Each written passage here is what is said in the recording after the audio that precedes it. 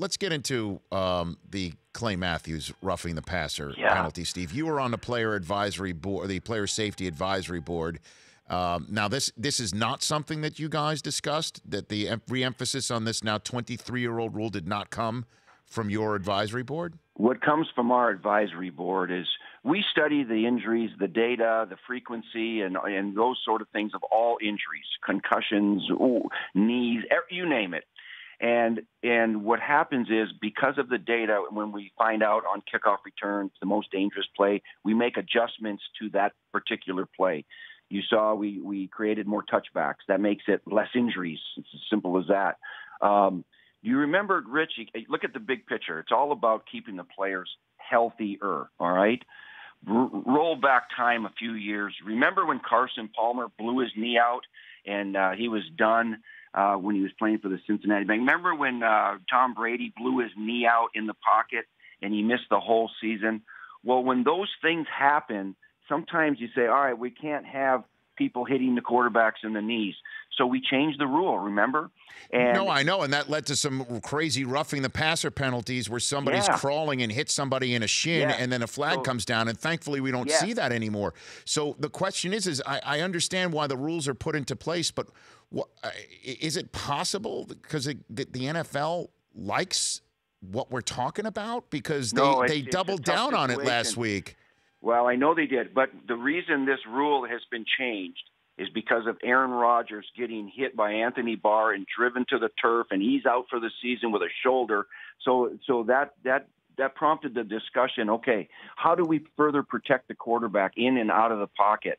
Well, it came to this. I mean, we're the kind of the think tank, all right? We don't make rules. We kind of suggest and we say why this play is dangerous or this kind of hit is dangerous. Then there's a rules committee. Then the owners have to vote. But anyway, so it was like, all right, we're going to try to eliminate two hits on a quarterback. One, the big guy hitting them in the chops, and then the second one, the ground with all that extra weight.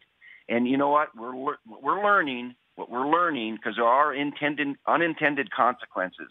That it's hard to play the game that way.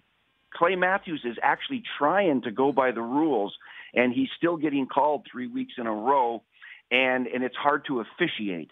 It's very hard to officiate. So I think there will be more discussion on, all right, how can we better this rule? Our intentions are good, but boy, is it difficult when things happen so fast like this. Right, because William Hayes now blew out his knee yesterday. Yeah, I know it's unfortunate. Legit moving his body weight off of Derek Carr in the process. And now what we're doing is we're making guys think as opposed to being instinctive.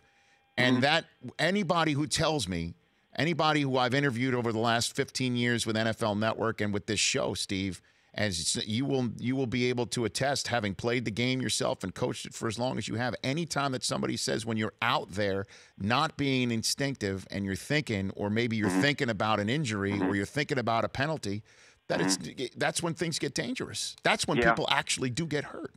Yeah, well, they get hurt when there's no rules too. So I think, here's what's happening with quarterbacks, okay? They're an endangered species we're trying to protect. What we're trying to do is keep their hits off the knees, right? Off the knees and off the shoulder, neck, and head. Those are the areas that when quarterbacks get hurt, they're out. They're gone. The team goes in the tank. And so does the fan base and everything else. And so the midsection, hit them in the midsection. They have a flak jacket on. If you get a bruised rib, that's so be it. But it's the shoulders, neck, and head we're trying to stay off of, and the knees. Now, we have to rethink this thing and talk about it because it's very difficult to officiate and play. Because when you watch that last one with Clay Matthews, and God bless him, he's Aaron Rodgers' best friend. Nobody was more teed off at Anthony Barr than Clay Matthews last year for wrecking his quarterback's health. But he tried to keep his head out of there. He didn't hit him in the neck or the head. He went to the side.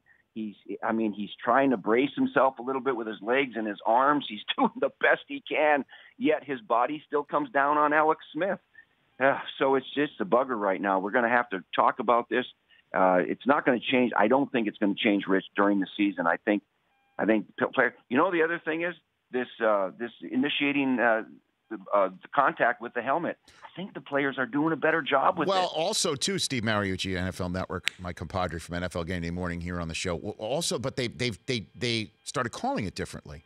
They started removing from their repertoire that we saw throughout the preseason just the mere fact of a defensive player standing in front of an offensive player and both guys bracing for contact. Yeah. Heads actually hit parts of bodies, and here comes the flag. That's been removed. So that's why I'm saying that whatever after the preseason, because when the new rule happens, the officials call it like crazy in the preseason, just for learning purposes for everybody, right? Players, fans, officials, right? And then they kind of went back and said, okay, what's incidental contact? Well, a lot of it is incidental. You don't have to call it every time somebody scrapes helmets and when things happen quickly, So I think that's been cleaned up a little bit. So does this body on all of your weight on a quarterback. That's got to get cleaned up a little bit. The Rich Eisen Show, weekdays at noon Eastern on Audience.